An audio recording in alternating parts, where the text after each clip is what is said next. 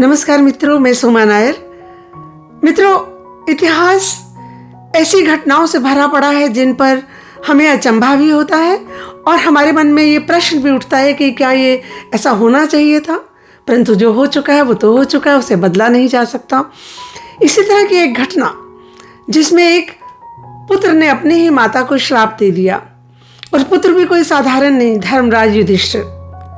कहते हैं जब महाभारत का युद्ध समाप्त हुआ तो पांडव गंगा जी के तट पर अपने परिजनों का तर्पण करने के लिए 1 मास तक रुके। उस समय युधिष्ठिर प्रसन्न नहीं थे। महर्षि नारद का वहां आगमन हुआ। नारद जी ने पूछा, वत्स क्या हुआ? आप तो युद्ध जीत गए, उसके बाद भी प्रसन्न नहीं दिख रहे हो।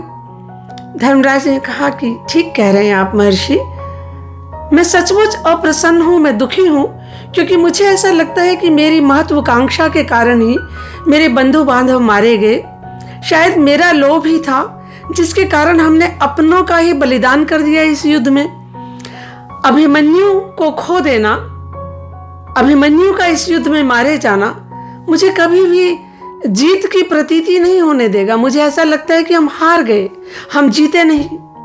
और ये भी देखिए महर्षि कि हमने तो अपने ही बड़े भाई का वध कर दिया, कर्ण का वध कर दिया, जो हमारे बड़े भाई थे, क्योंकि हम जानते ही नहीं थे कि वे हमारे बड़े भाई हैं। तो ऐसा कह करके वे बहुत ही दुखी हो गए।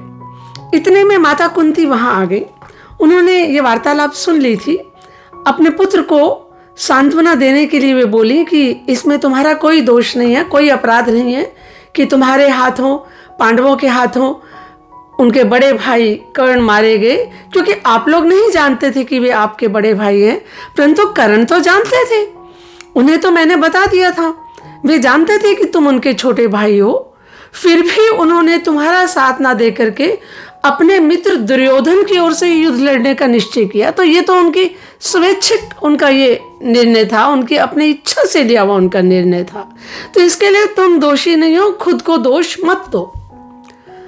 माता के वचन सुनकर के युधिष्ठिर को कोई सांत्वना नहीं मिली, वो और दुखी हो गए और उन्होंने कहा, माता आपने इतने बरस तक ये बात हमसे गोपनीय रखी कि कर्ण हमारे बड़े भाई हैं।